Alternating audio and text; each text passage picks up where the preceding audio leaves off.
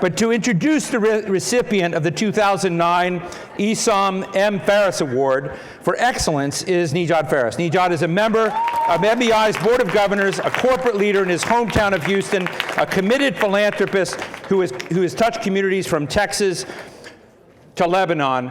Please join me welcoming a very cool guy, Nejad Faris, to the stage.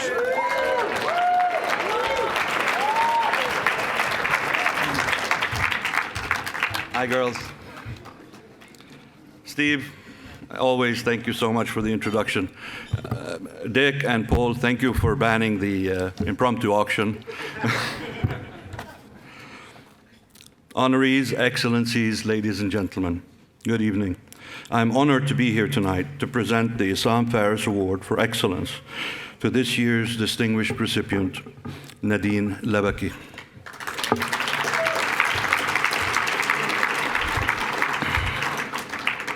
Nadine joins us from Lebanon, where she has witnessed a transformational period in its history. People there, young and old, are rising up. They are protesting against a broken political system, corruption, and the kind of economic inequality that she portrays so powerfully in her latest film, Capernaum.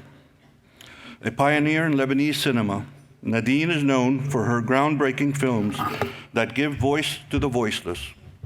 Her main characters are women, children, and the marginalized. She tells their stories with empathy and compassion while breaking down stereotypes and tackling taboos. Her first feature film, Caramel, told the story of 5 women in a beauty salon as they search for answers to questions on life, love, and happiness. The film premiered at Cannes in 2007. It was a major commercial success, making it to movie theaters in the United States. Other films followed, including Where Do We Go Now? She has also acted in many films and has served on the jury of prestigious film festivals. But it is her latest film, Capernaum, that has led to the kind of recognition that very few filmmakers realize in their lifetimes. It is a film that brings to life the hardship of living on the margins, without papers, without resources, without a future. And it challenges viewers to wake up to the realities of the world we have created.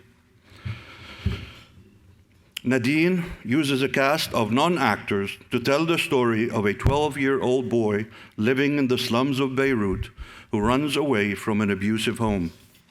He ends up living with an undocumented worker and taking care of her child after she gets detained by the police. Capernaum was shortlisted this year for an Oscar for Best Foreign Language Film.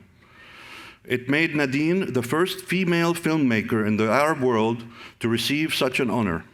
Let's watch a trailer. Yeah, bravo Nadine.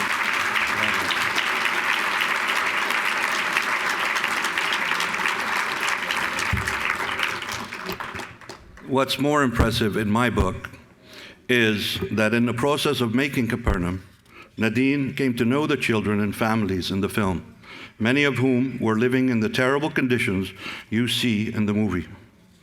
Her lead actor, Zayn, for example, is a Syrian refugee who grew up in the slums of Beirut with his parents and was illiterate when she made the film.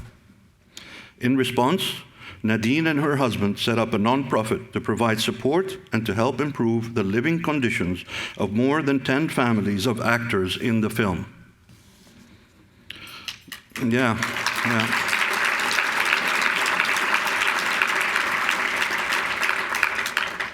The Capernaum Association is also expanding to work on child protection and labor laws, and is aiming to collaborate with organizations like UNICEF and the United Nations High Commissioner for Refugees.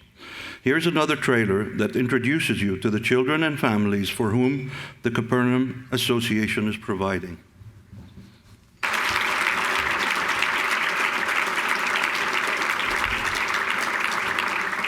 Powerful work. Thank you, Nadine, for helping these families, and thank you for your activism on behalf of children's rights. It is now my privilege to honor you with the Issam M. Faris Award for Excellence for your art and putting your art and heart in the service of social good.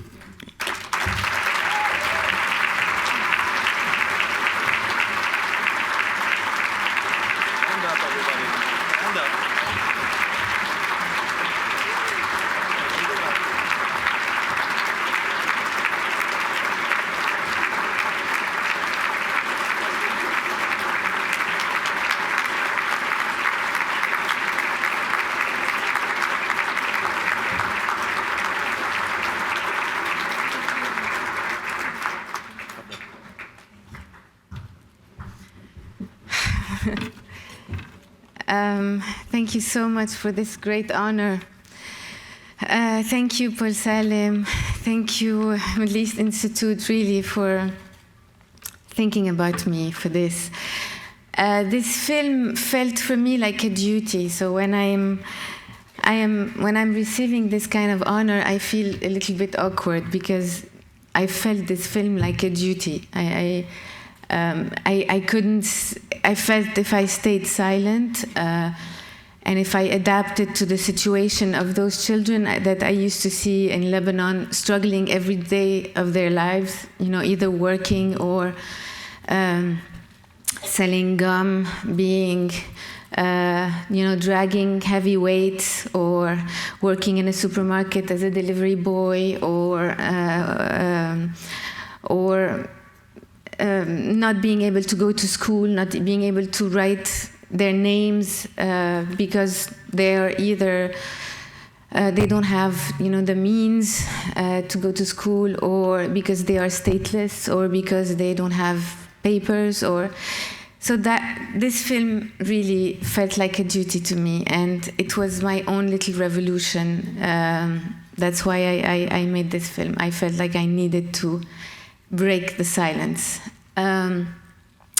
But I'm here also today to talk about another revolution, a revolution that is happening in my country, Lebanon. I know most of you know, and I see that there's a lot of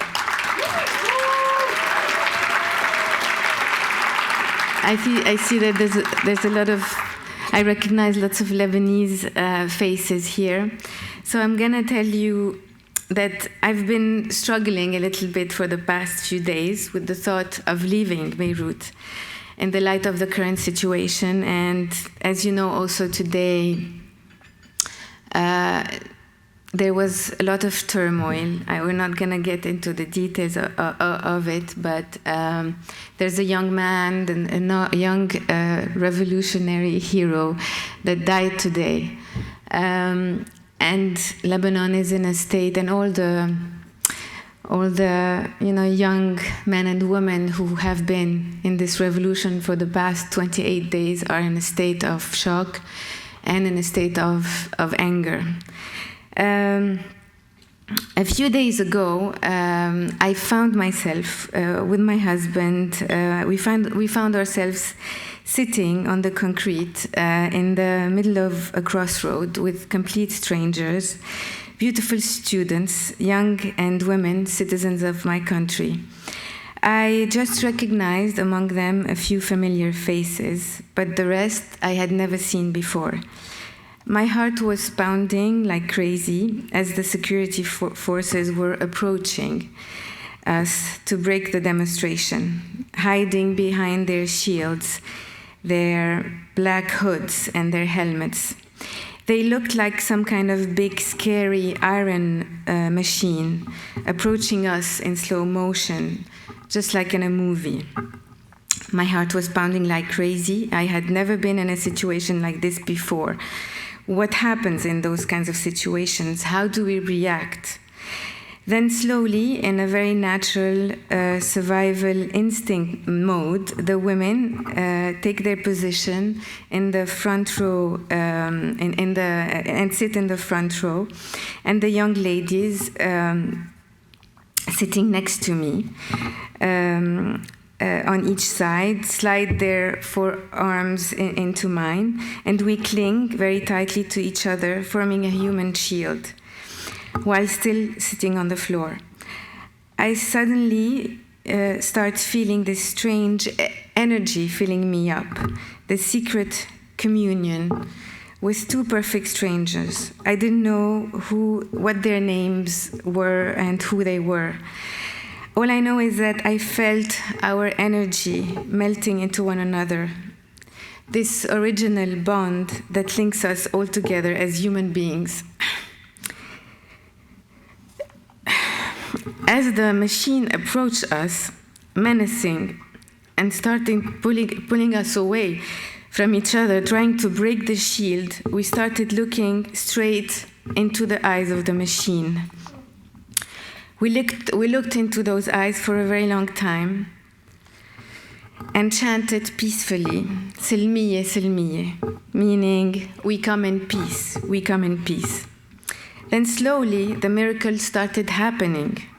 The machine started calming down, slowly retrieving to stand a few meters away, facing us. Its loud roaring became a human heavy breathing, and we started to discern beautiful lost eyes behind the shields and the hoods. Here they were, beautiful Lebanese officers, Lebanese citizens, just like us, not machines, not robots. They had just stopped, lost, tear-eyed, not knowing how to react, how to deal with us, and how to deal with the orders coming from up there, the orders coming from the ones with the machine hearts and the machine minds. They stood there shoulder to shoulder for hours while we sat there, becoming our guardians, while we chanted peacefully for our rights. In those few hours while we sat there, I understood the power of unity, the power of good, the power of will, the power of the mind, the power of peace, the power of love, the secret bond that connects us to each other in spite of everything, and most importantly, the power of fighting. Fighting for what is right, not with arms, not with violence, but with flowers and will. Each one of us was fighting for a different reason. We were fighting for clean water, for electricity, for fair jobs opportunities, for everyone's right to education, for identity, for clean food, for clean air. We were fighting for tolerance, for equality, for proper health care, for fighting for those 60,000 Lebanese children roaming the streets of Lebanon, those I spoke about in this film, doing the most difficult jobs on the streets and in factories. We were fighting against exploitation, fighting for our mothers' rights, for our children's rights, for our elderly's rights, fighting against child marriage, fighting for social justice, simply fighting for our rights. And no one can take this away from us. No matter how ugly the game of those in power will get, they will never take this away from us. This is why I believe in this miracle.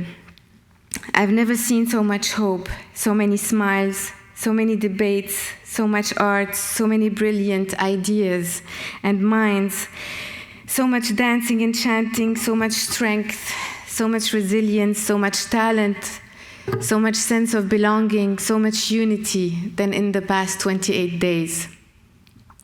This revolution unraveled our potential, our genius, the potential of our youth, their creativity. Even in the turmoil and the hardship, I have never felt safer, because my country is going to be in good hands. My country is coming out of the chaos I described in the film. And at the same time, I've never seen as much hopelessness and helplessness and inefficiency and fear in what we call our ruling class. I've never felt as much disgust for our current systems.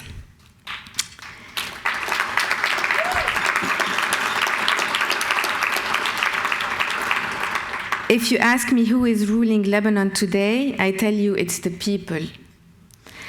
It's not the politician, not with violence, not with hate, but with great sense of citizenship, with wit, with peaceful resistance, the most beautiful kind of resistance. The power is back in the hands of the Lebanese. And now, when I look back at the Lebanese faces here,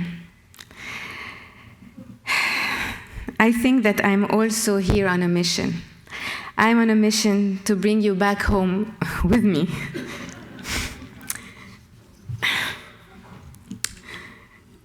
Our Lebanon needs you.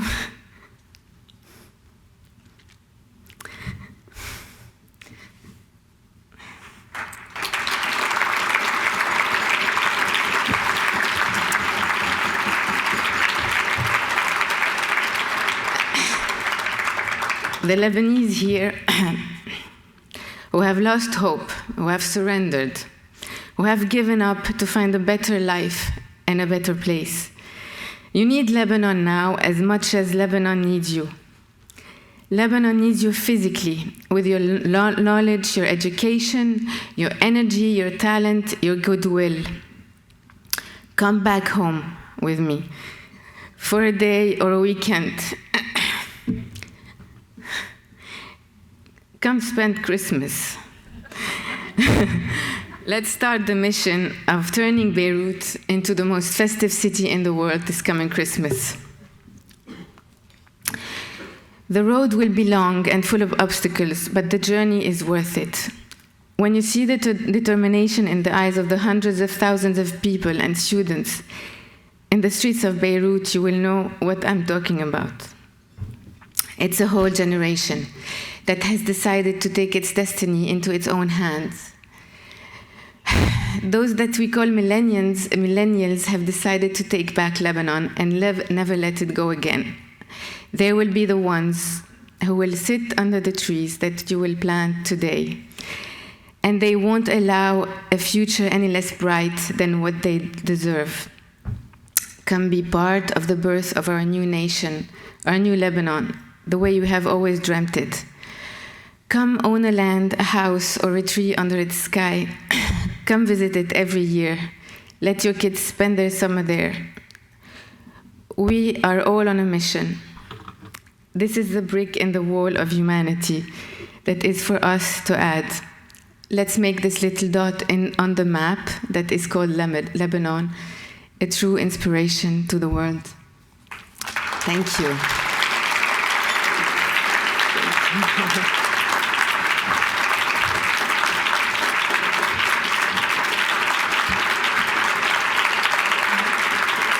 Can I have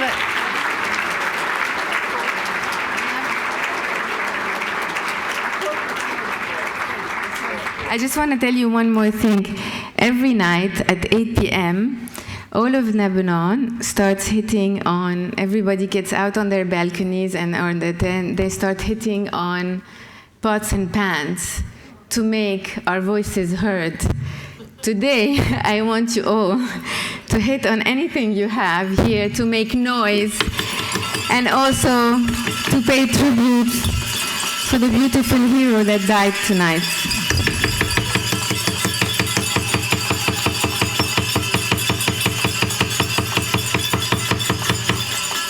Thank you.